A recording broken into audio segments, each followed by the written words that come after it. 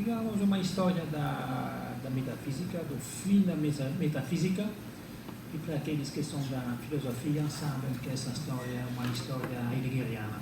O que ele vai fazer hoje, ou agora, ele vai retomar a sua teoria da observação e do observador, e isso significa que vamos passar para uma leitura mais sistêmica, mais lumaniana.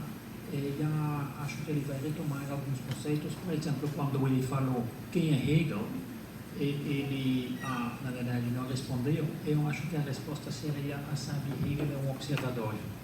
Então, dessa maneira, sabe, acho que ele vai retomar a história, vai ser mais, sabe, mais a partir de Luhmann, as observações, e acho que ele vai contar essa história no fim da metafísica a partir de uma mudança do estatuto de observador, o que ele chama de observação lateral e de observação hierárquica, mas não posso antecipar, é só uma expectativa, que aliás é também um conceito central de Luhmann, a estrutura de expectativas. Então, I open the path for you. The path is open. Very good. I like an open path. Yeah. After this brief foray in the history of metaphysics, and particularly into the attempt by Hegel at thinking the absolute, which, by the way, is not that we think the absolute, rather the absolute thinks itself through us. When you think about the absolute, then it is not that we are here and the absolute is over here. That would be a division, that would be a fragmentation, that would be a schism. So it is not we on the one side and the absolute on the other. Rather, we are always in the light of the absolute. We are always in the light. The light is not in us, we are in it. And so for Hegel, the path towards the absolute is at the same time the path on which the absolute comes towards us. When we approach it, it comes to us. And where the two meet, that is what Hegel calls truth. So we do not think the absolute thinks itself through us. We do not make the absolute, we do not construct the absolute, rather who and how we are depends on how we stand in the light of the absolute. With this, we are now returning to the theory of the observer. And I want to begin with what it means to observe. So keep it on the mental. Observing is not the passive watching. To observe is not to mirror what is being observed. The observation is not a copy, a duplicate, a mirror of what is being observed. That bids farewell to causal theories of perception, where the object causes its representation in the subject or in the observer.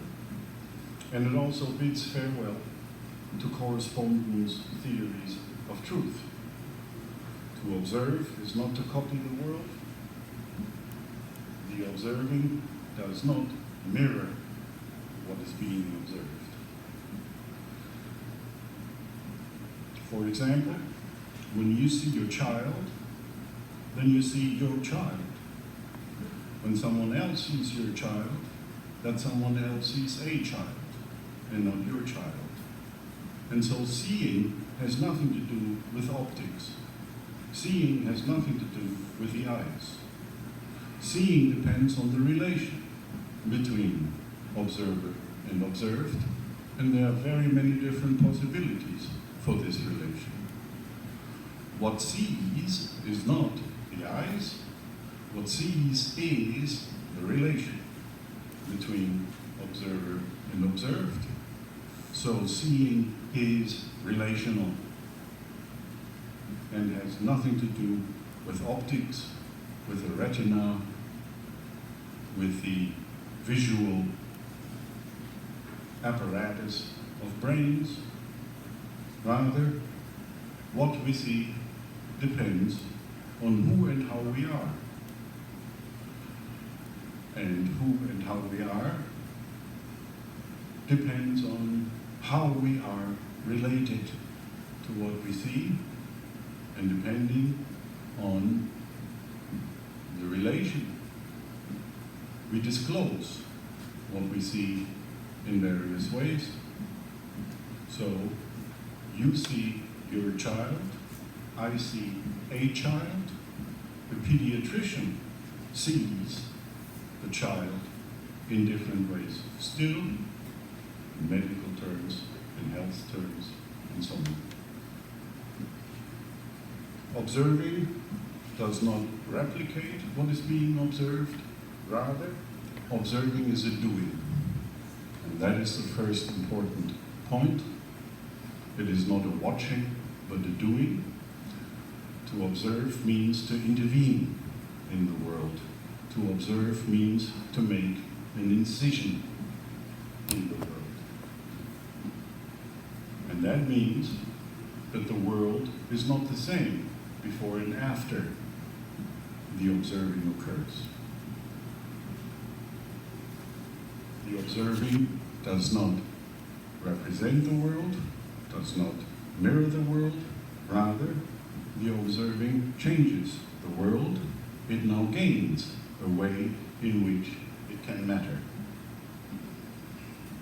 Observing is an active doing, and what this doing is the drawing of a distinction. To observe means to draw a distinction. Now we are tempted to say that it is the observer who draws a distinction. But that is somewhat misleading, because it is not that the observer draws the distinction, but can also not draw it at all, or draw something else, or do something else. Rather, observing is the drawing of a distinction. This drawing of a distinction can be attributed to a particular observer. It can even be attributed to a person, and so person is a way in which observing attributes itself to a particular observer, but this is an attribution. Through the drawing of a distinction, two sides emerge. The drawing of a distinction distinguishes between two sides. These two sides are opposites of each other, and so they belong together. One is not the other, but one cannot be without the other. And so, the drawing of a distinction is an incision into the world that allows something in the world to make a difference. To observe is to allow a difference to make a difference. So, for example, when we take the distinction between true and false, that's one possibility.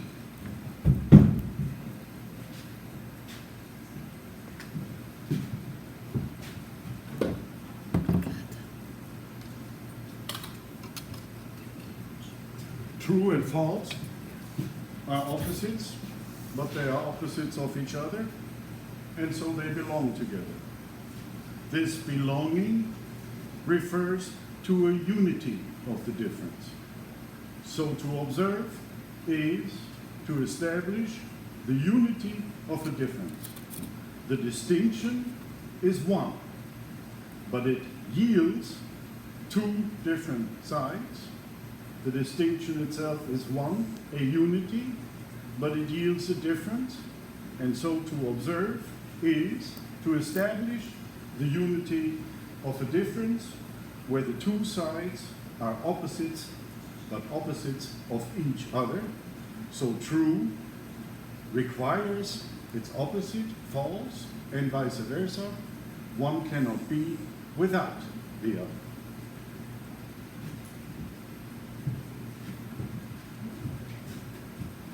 this question mark here refers to the origin of the distinction. Where does the distinction come from? What is the social origin, the historical origin of the distinction? An observer sees in the light of the distinction, but the observer cannot see that light itself. An observer moves within the distinction, but the observer uses the distinction as a resource that allows the establishing of a difference that makes a difference. To observe means to allow something to matter. To matter is to make a difference. If nothing makes a difference, then nothing matters. So the nothingness moves into that space where no distinctions are or can be drawn, where no distinction can be drawn or is being drawn, then nothing matters and nothing makes a difference. The nothingness is the eradication of difference, and then the distinction becomes an extinction, and the difference no longer makes a difference. Once an observer distinguishes between true and false, but not before, it makes a difference whether something is true or false. So when an observer comes into the world gains a way in which it can matter, in which it can make a difference. When an observer exits the world, then the difference turns into an indifference, and the nothing moves into the space formerly occupied by the distinction, formerly occupied by the difference. An observer can move inside what is called the domain of the observer. The domain of the observer is that space within which the distinction matters and makes a difference. An observer can move within this domain, but not outside of it. The observer who observes, for example, according to the distinction true-false, cannot, as it were, move out of this domain and observe something completely different. And so the distinction is the space within which an observer occupies a particular niche. The domain is like a niche in the world. So when an observer comes into the world, we will call this a mode of worlding. World, Heidegger says in the emergency war semester of 1919, world never is, but worlds. What does it mean? Just as the absolute. We cannot find world next to the cup or next to the bottle or in between the cup and the bottle. Both cup and bottle are in the world, but the world itself does not exist in the same way as bottle and cup, and neither is world the sum of bottle and cup and all other objects. So, when an observer comes into the world gains a way in which it can matter, in which it can make a difference, and that is a mode of worlding.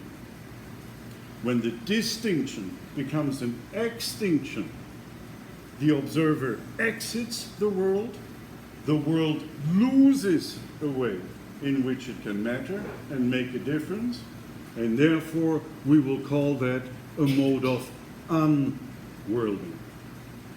Worlding and unworlding.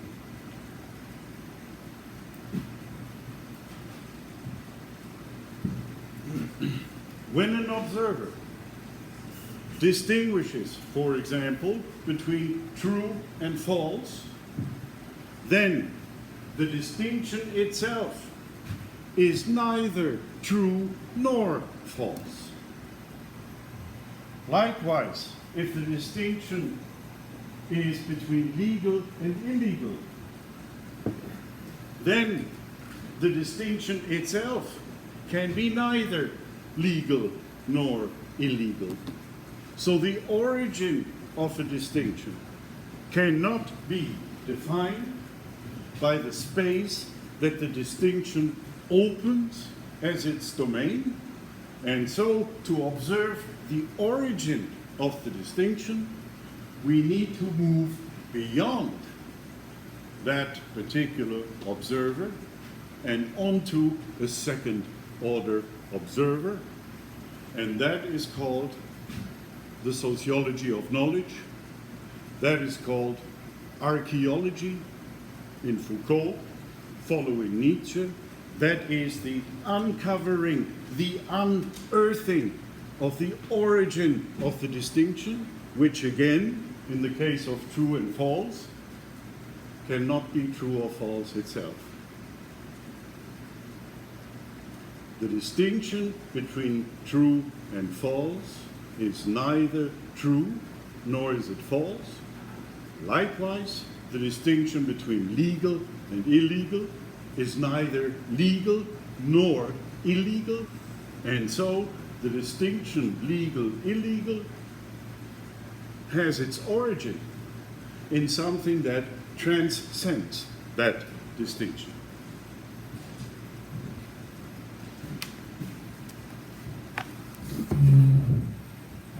Então,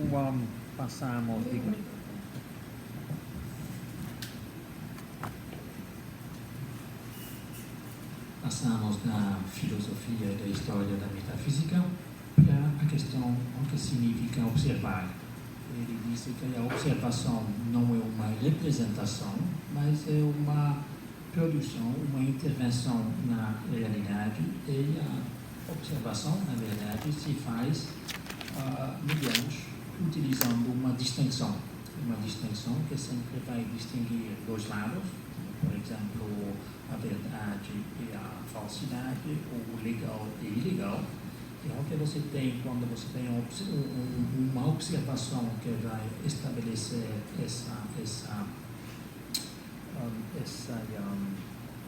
distinção, é que vai abrir um domínio, digamos, da realidade que vai aparecer como resultado da observação.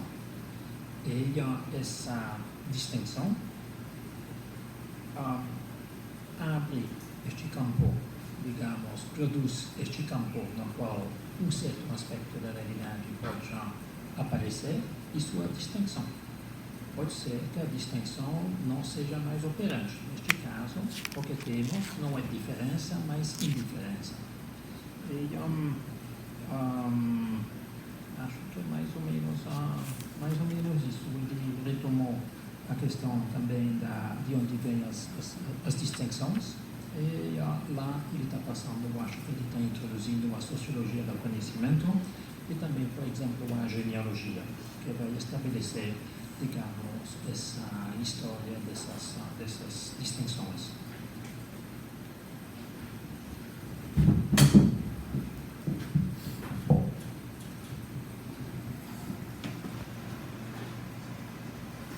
Now we see that in between the two poles, the two opposites,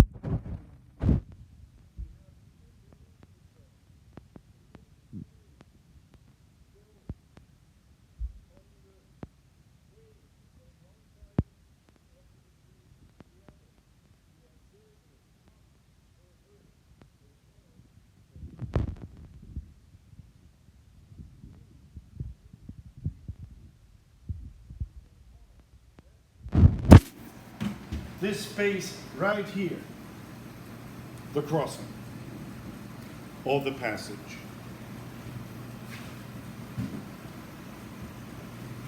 The crossing is a zone of indeterminacy and uncertainty.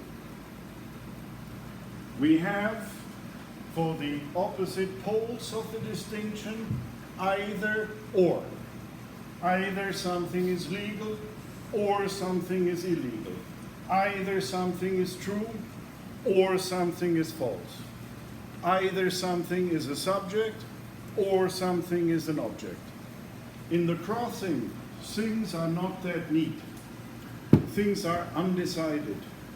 The crossing is a zone of ambiguity, indeterminacy, and uncertainty. It is a zone of becoming, where the beings, the entities inhabiting that crossing are not sure of who they are, of where they come from, and where they are going. The crossing is a zone of a transformation, of a metamorphosis. So the either or on the two opposite sides of the distinction is replaced in the crossing by a neither nor. The crossing is a neither nor, and not an either or.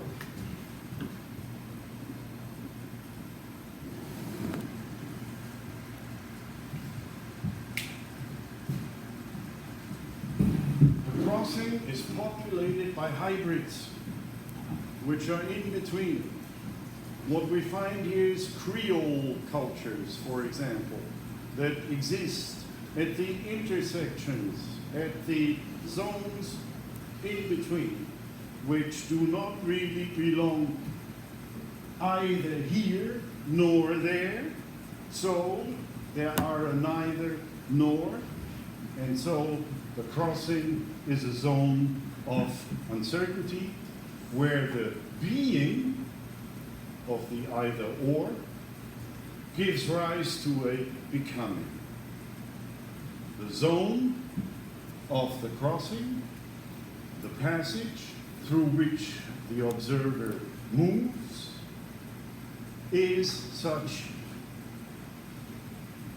a zone. The crossing, as the neither nor, is at the same time a zone of despair. And not just despair, but doubt. The crossing is the site of doubt and despair. Doubt in German is Zweifel.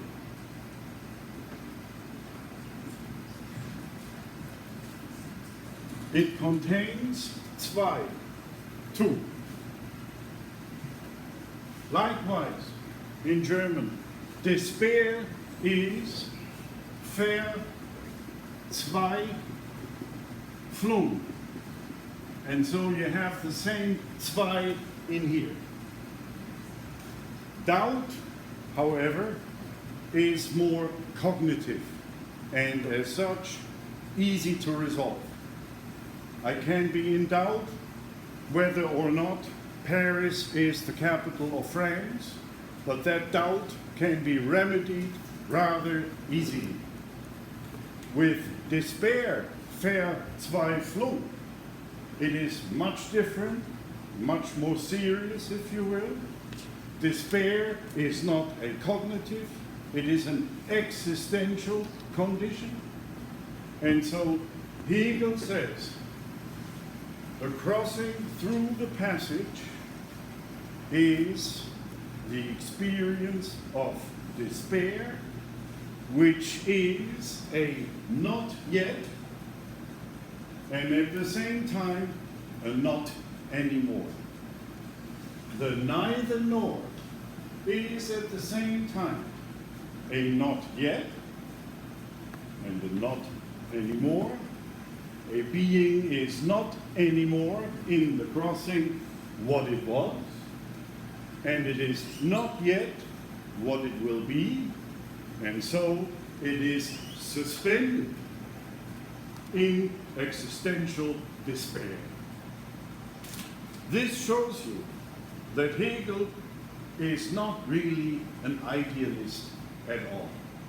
Rather, we find in Hegel the origin and core of modern existentialism. The crossing is a matter of existence.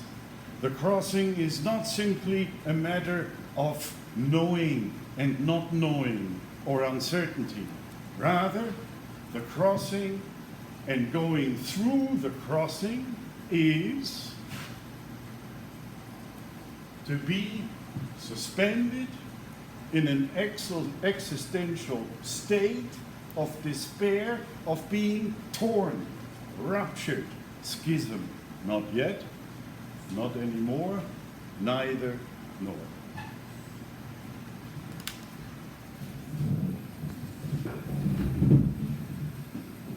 Então, vimos que com a distinção, temos uma distinção clara entre dois lados. Agora ele está olhando para o meio, que ele chama de crossing, o cruzamento, encruzilhada, na qual você tem a indeterminação, porque não é de um lado, nem do outro lado, é o nem, que é uma zona de indeterminação, é uma zona também de transformação, é uma zona que tem os híbridos, que são indefinidos, que são indistintos, e também a zona de o desespero.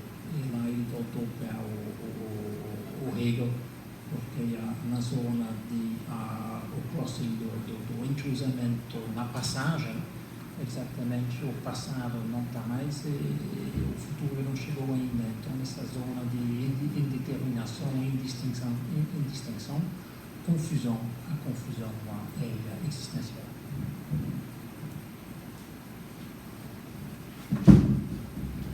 An observer can see in the light of the distinction, but cannot see that light itself.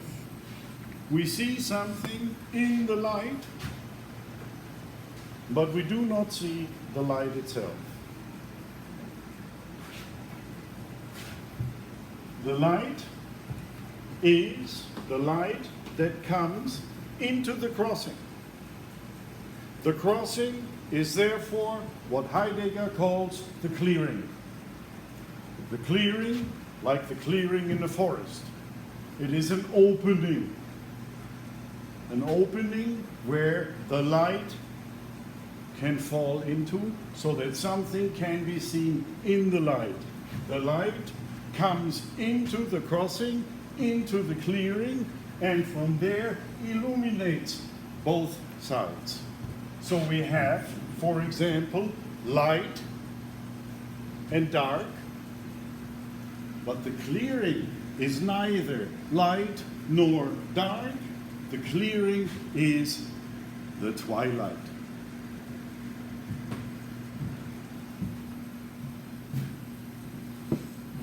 The observer cannot see the origin of the distinction, cannot see where the distinction comes from, and so the observer is mostly a blindness.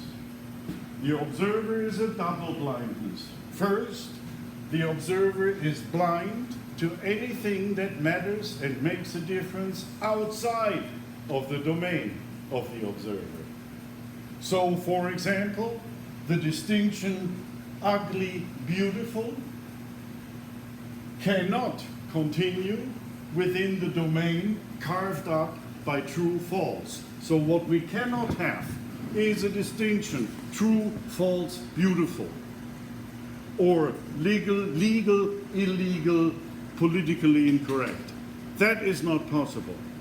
So the observer cannot step out of its domain, and that is its first blindness. An observer is blind to all other domains that are carved out by different distinctions. At the same time, the observer is also blind to itself.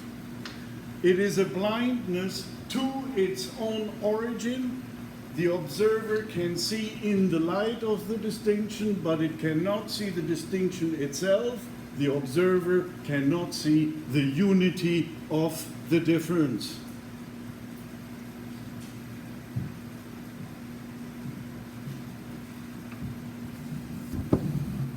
Então, o que temos é o observador que ele vai observar e vai observar a partir dessa distinção que vai abrir o domínio dentro do qual, digamos, as coisas podem aparecer.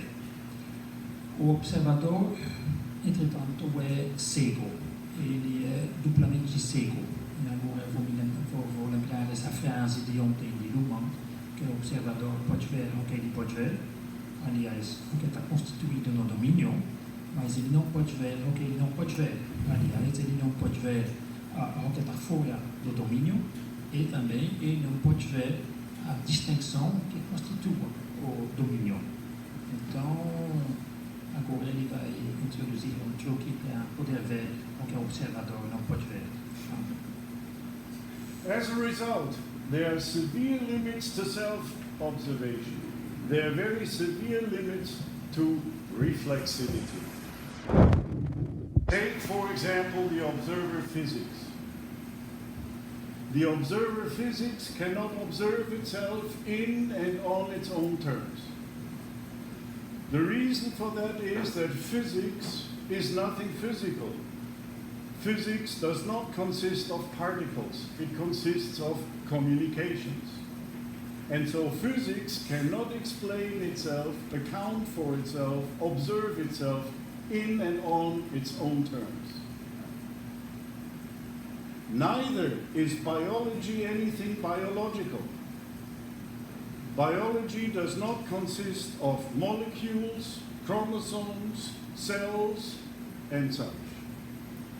Biology cannot observe itself in biological terms, and so biology is not a reflexive observer either. Neither is Darwinism, to take a third example, the result of natural selection. Darwinism is not the result of evolution. And so Darwinism can also not account for itself in its own terms. It cannot observe itself in its own terms. Physics cannot observe itself, and therefore we need metaphysics. Metaphysics is a second-order observer of the first-order observer physics.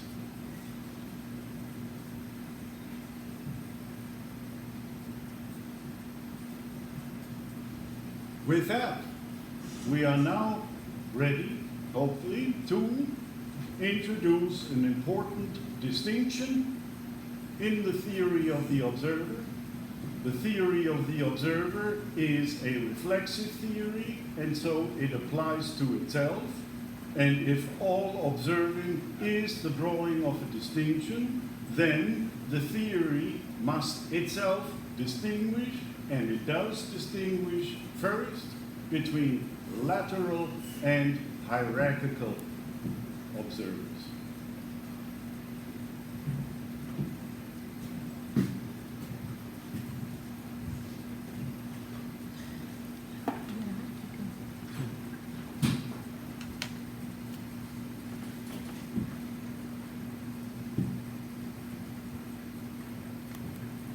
The crucial difference between lateral and hierarchical distinctions is that in a lateral distinctions, the two sides are on the same ontological plane.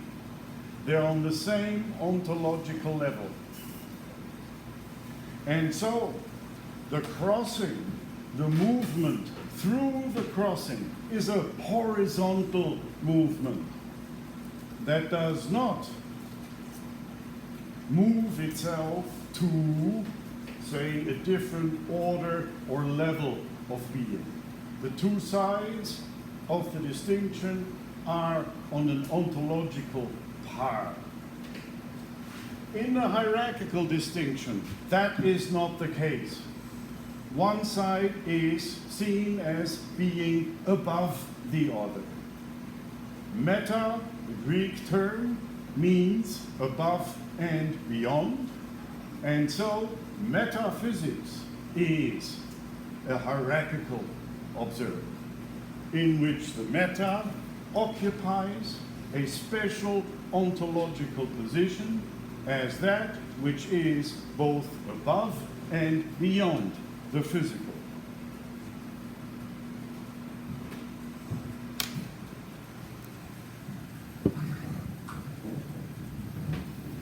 Ele começou observando que a biologia não pode pensar a si mesmo em termos biológicos. A física não pode pensar a si mesmo em termos biológicos. O darwinismo não é resultado da seleção na evolução, mas então precisamos de uma teoria reflexiva que é capaz de se pensar. Ele diz que a teoria da observação pode fazer isso. Ela pode se pensar em termos de a sua própria observação. Vocês vão se lembrar que na primeira parte era sobre o fim da metafísica, e agora ele vai introduzir, digamos, uma distinção importante entre a observação lateral, na qual a distinção estão no mesmo nível, estão laterais, e as observações que são hierárquicas, como, por exemplo, o sagrado e o profano. O sagrado é mais alto, é mais meta, é mais em cima de o profano. E acho que ele agora vamos deixar falar.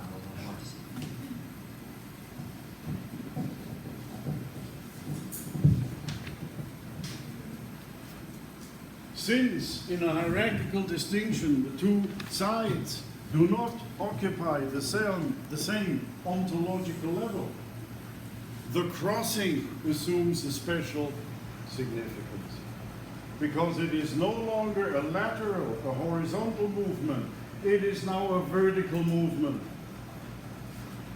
And so the movement through the crossing is an upward movement, it is a rise.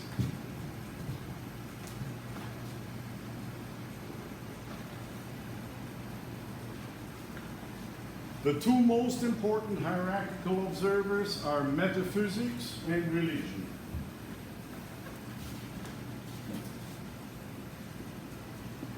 As we have already seen, the most important distinction in a religion, the distinction around which a religion revolves, the distinction without which no religion can be, is the distinction between the sacred and the profane. Therefore, the movement through the crossing is a movement from the profane towards the sacred. That movement through the crossing towards the sacred is the path of salvation. The path of salvation requires a drastic transformation in the profane mode of being. One cannot approach the sacred as one approaches any profane entity or being. Rather, in order to approach the sacred, one must elevate. This is an elevation. One must elevate oneself into a different mode of existence. One must go through a metamorphosis, which metamorphosis is a purification. To approach the sacred, it is necessary to purify oneself from all profane concerns or interests. The sacred demands that it be approached for its own sake, and not for ulterior motives, instrumental or rational motives. Therefore, the path toward salvation is a self-purification in which we shed our normal, ordinary mode of being and transform ourselves in such a way that we are in the proper mood and in the proper mentality for moving closer to the sacred.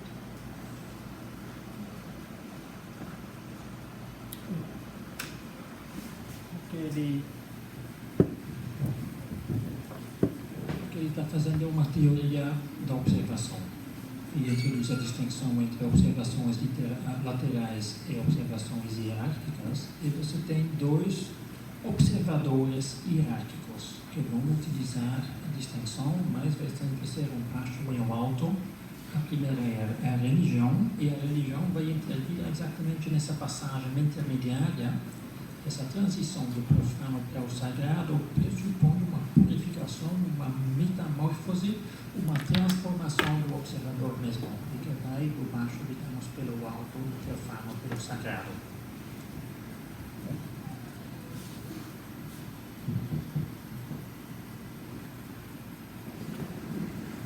In Hegel, the profane is the realm of common sense. That is what is otherwise known as the natural attitude. Common sense is the world in which we normally live, in which we routinely live. Common sense is what Husserl calls the life world.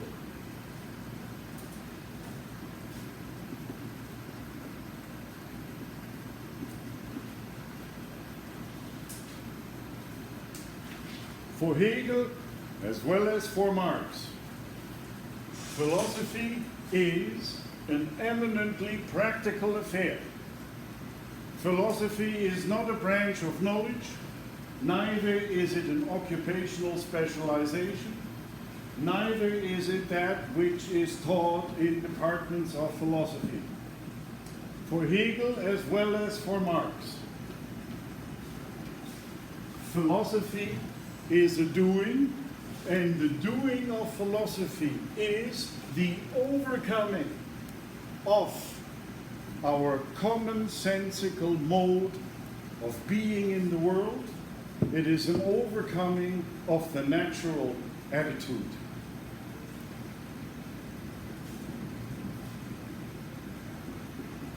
And so, in Hegel, the path from common sense to philosophy is called education.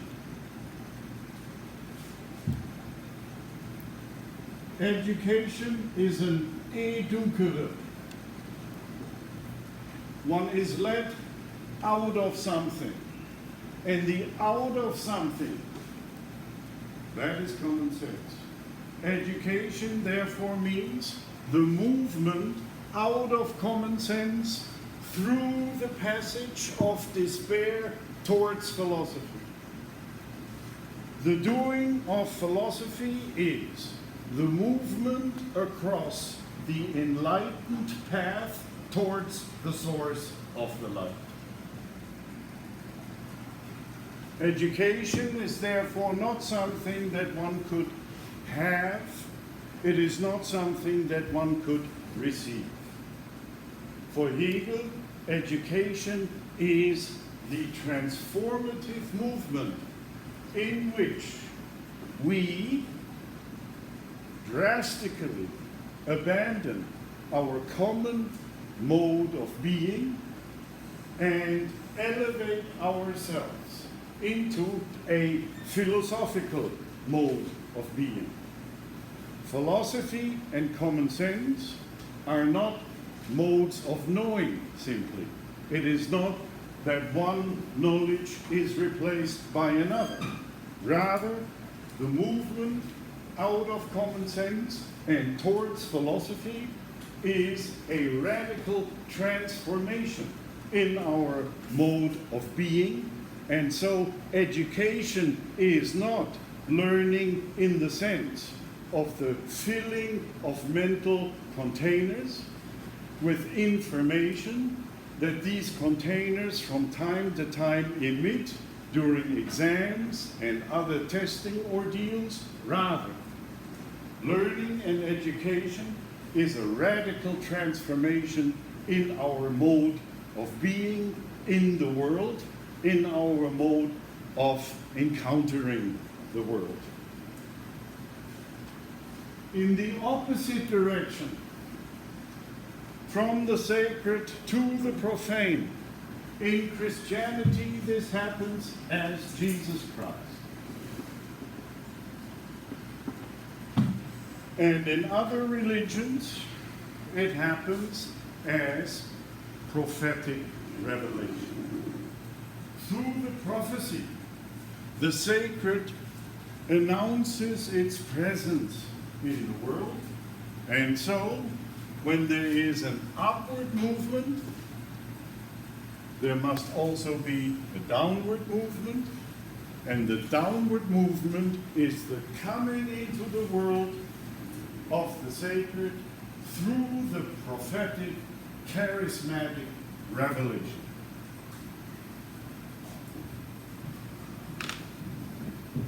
Então sabemos que tem dois observadores hierárquicos, que é a religião e a filosofia. Ele explicou a religião, agora ele passou para a filosofia, que é a passagem também do baixo para o alto, do senso comum, do mundo da doxa, do mundo do mundo da vida, o mundo do senso comum.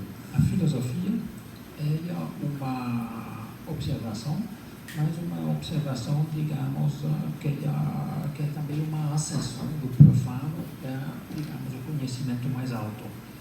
Para estabelecer essa passagem, a educação é importante. Então, a passagem do mundo profano para o mundo mais alto, digamos, passa pela educação, que é essa transformação interna. E não somente você tem a passagem, digamos, do profano para o sagrado, mas também na religião, um movimento inverso. Isso é quando o sagrado entra no mundo pela revelação, pela profecia, ou, por exemplo, pela incorporação com Jesus Cristo.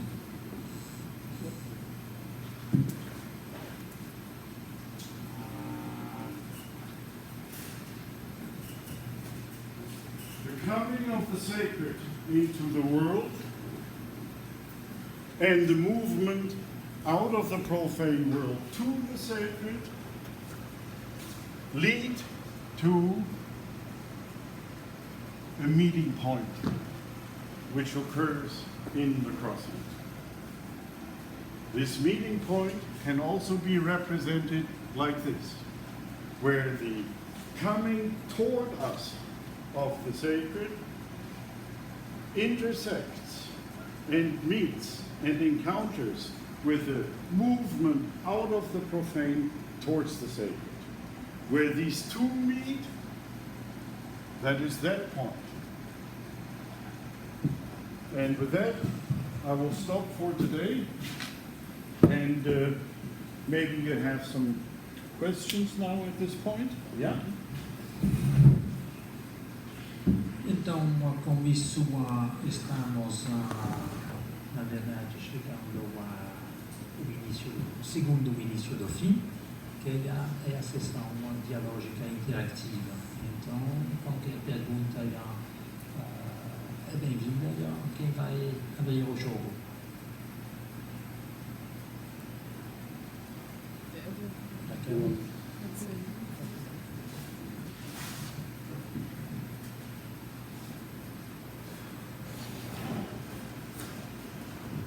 Vou falar em português, né? Eu quero saber um pouco qual é a potência para a teoria do observador da ideia de crossing. Eu sei que o senhor deixou um pouco aí no final, precisamente, a questão de crossing, mas me parece que pode ser, pelo que eu li do texto que foi disponibilizado. Eu acho que essa é uma ideia bastante potente e gostaria de, se o senhor consegue falar alguma coisa para nós. Obrigado. He asked a question about the crossing and how it appears in your theory observation. He's got kind of the intuition that it's a very powerful notion, but if you could actually elaborate it a little bit more, I mean, from the point of view of the theory of the observer. Sure.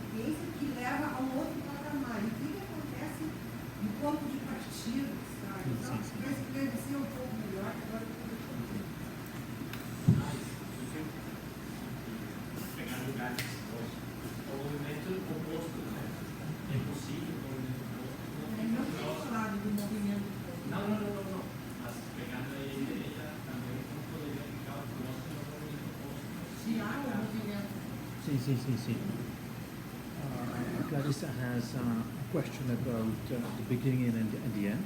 What happens, in fact, with common sense? Because if common sense is going through the ascension, kind of what happens at the end with common sense? And you also, our friend says, but if you have the opposite moment, the moment of emanation, I mean, indeed, what happens, in fact, with the beginning and the end? What happens with how does the one transform the other? Yeah.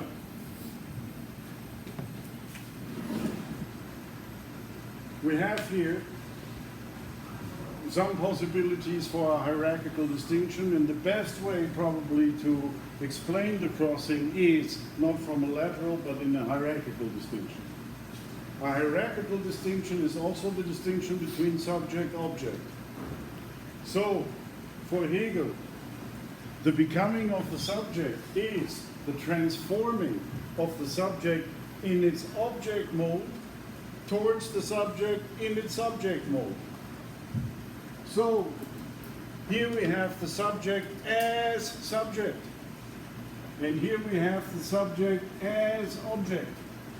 This is the alienated subject, the reified subject, the subject that sees itself as object, the subject that sees itself as determined by the object.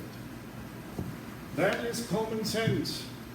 In common sense, when we see something, why do we see something? I see the wall over there or the pictures over there. Why do I see them? Because the pictures are really there. Yeah? That is the explanation for why I see them. I see the wall because the wall is really there. And so my seeing is determined by what is there, by the object. The object determines the subject. Yes? That is common sense, that is the natural attitude. The movement out of common sense, out of the natural attitude, that is the movement towards philosophy, or in the case of religion, towards the sacred. It is the movement from common sense and out of common sense towards a different mode towards a different plane of existence. For the most part, we are stuck in common sense, because common sense is our home. It is the home in which we normally and ordinarily live. To leave that home is fraught with dangers and risks. We become homeless. The homelessness occurs as we move out of common sense, out of the comfortable prison of our everyday certainties, which we usually do not call into question. Common sense is the taken for granted. It is the routine, the ordinary, the normal. And so to move out of common sense is fraught with dangers and risks and uncertainties. It is a movement towards or through the neither nor of despair. And so when we become homeless, we are no longer certain of who and how we are. We are on the move, but that move may at each point collapse back into common sense. Our trajectory out of common sense may at all times be such that we are drawn back into the gravity of common sense. Think of common sense as a field of gravity.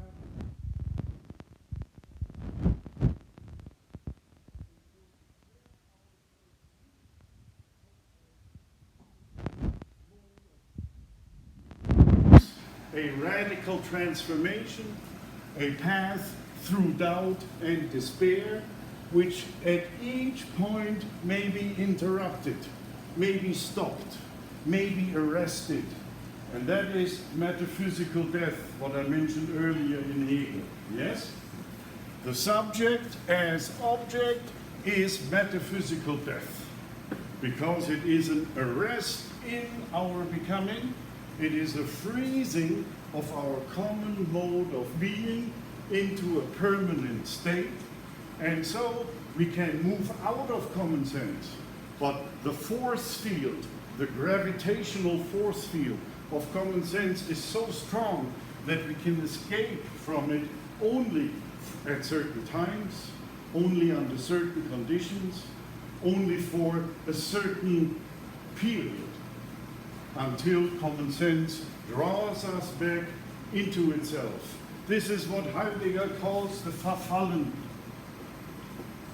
the fallenness. Yeah? It is the opposite of a rising, but the rising can at each point become falling back into our normal everyday routines. Yeah? Yeah? Okay. Vou traduzir desta vez, vou. Do you see any possibility to dialogue between Western philosophy, theory, and observation, and Chinese, for example, philosophy, Taoist, something like this? Because also this kind of philosophy is not dualistic. Yeah. The sacred can assume very many different forms.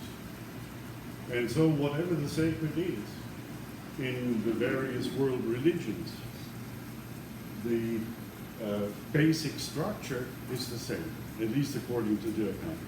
So the sacred can be the afterlife, it can be the Christian heaven, it can be the nirvana. But in each case, to get to that state requires a renunciation of one's ordinary profane mode of being. It requires a purification of self. It requires a dismissal, a refusal to live the profane life with its normal rewards and resources. And so whatever the sacred is, the path towards the sacred is always a path of transformation, and metamorphosis. It's like mystic, no? Like Mystic. Mysticism. mysticism, yeah. Yeah, sure. Yes.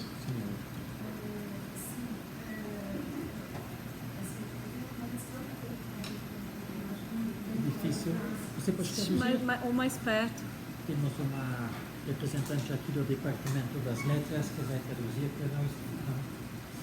Obrigado. You don't have a professional translator.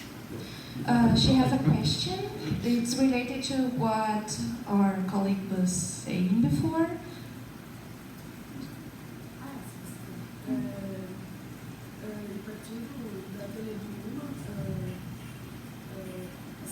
As observações estão conectadas às outras, que são as passadas futuras, como pode haver essa linha visual entre uma operação e outra, assim, a gente chegar a observações que chegar na perspectiva já gerar no sistema.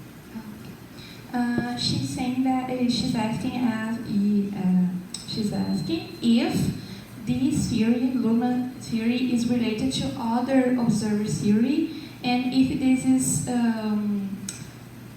can be related to the expectations generated by the observer and by the system.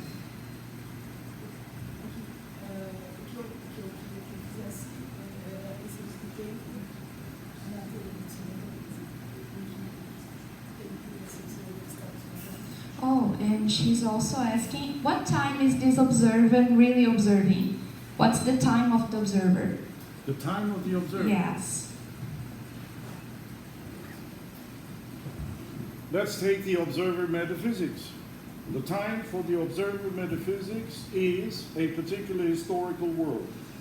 Metaphysics is the truth of a historical world. It is the truth within which a historical world whirls. And so the time of the observer metaphysics is the time within which the historical world emerges and disappears, is born and dies, has its spring and its winter.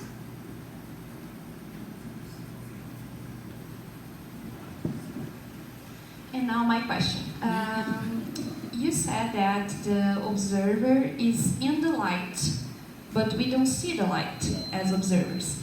But how can we establish a point of observation if we don't see the light, if you're in the light?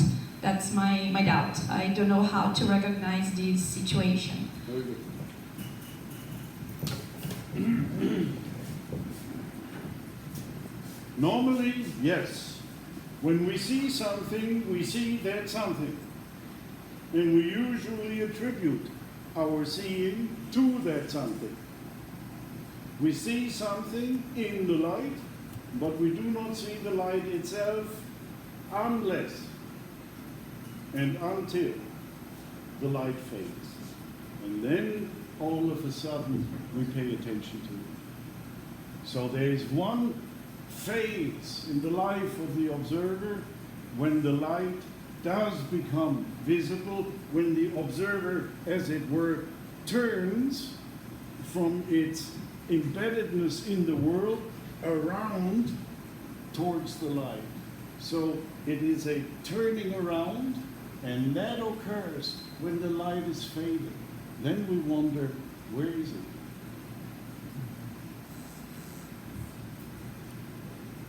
I also have a question, and I think I'm taking them a little bit together. In your talk, it's basically phenomenology, at the same time a phenomenology of the spirit, and also a phenomenology that's coming from Heidegger. Or Italian friends said that's mystical. Yeah. How do you make the transition? And of course, it's also about the end of metaphysics. How do you make the transition? What is exactly the historical time?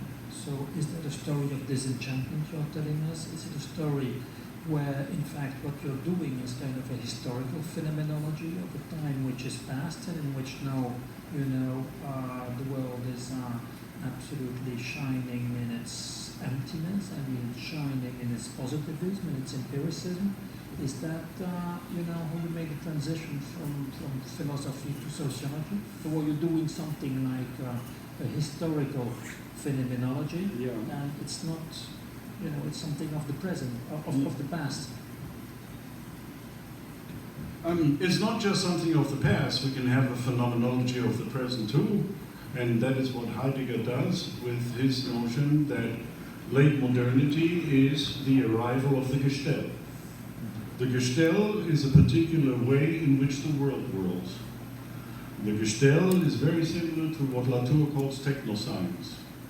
So for Heidegger, late modernity is that time in which the distinction between subject and object becomes the Gestell, and the Gestell is the way in which the techno-scientific world whirls.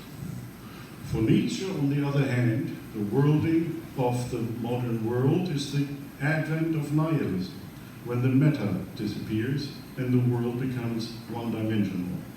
So we can have a historical phenomenology of the modern world, and for that phenomenology we need not to turn to Husserl. Husserl's phenomenology is very Cartesian. Of course, with Husserl's Cartesian meditation. So for Husserl, phenomenology has to do with the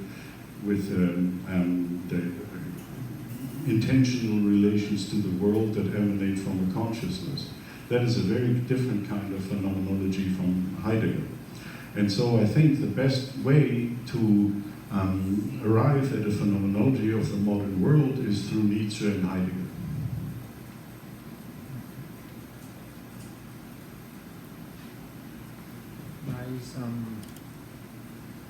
Mais uma pergunta, mais diálogo.